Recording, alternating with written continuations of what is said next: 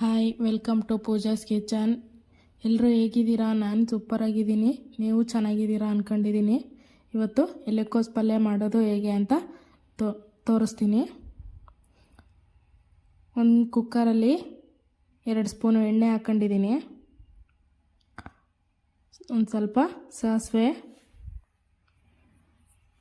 ಚಿಟಪಟ ಆದಮೇಲೆ ಜೀರಿಗೆ ಹಾಕೋಣ.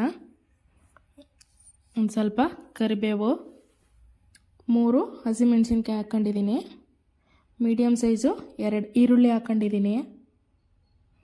ಅದೊಂದು ಸ್ವಲ್ಪ ಬಾಡಿಸ್ಕೊಳ್ಳೋಣ.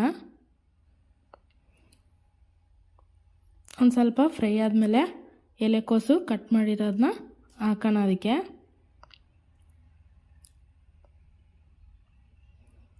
ಯಾರಿನ್ನೂ ನಮ್ಮ ಚಾನಲ್ನ ಸಬ್ಸ್ಕ್ರೈಬ್ ಮಾಡ್ಕೊಂಡಿಲ್ಲ, ಪ್ಲೀಸ್ ಸಬ್ಸ್ಕ್ರೈಬ್ ಮಾಡ್ಕೊಂಡು ಸಪೋರ್ಟ್ ಮಾಡಿ. ಒಂದು ಚಿಟಿಕೆ ಅರಶಿನ ಪುಡಿ ಹಾಕಿದ್ದೀನಿ.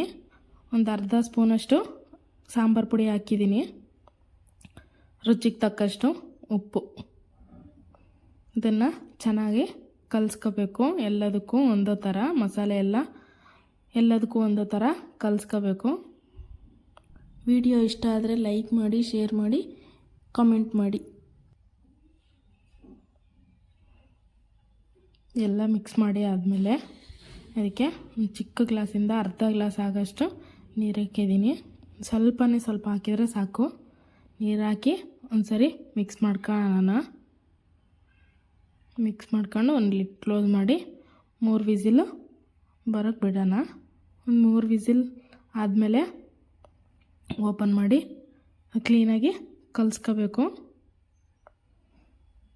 ಕ್ಲೀನಾಗಿ ಕಲಿಸ್ಕೊಂಡು ಸರ್ವ್ ಮಾಡ್ಕೊಂಡ್ರೆ ಆಯಿತು. Thank you for watching.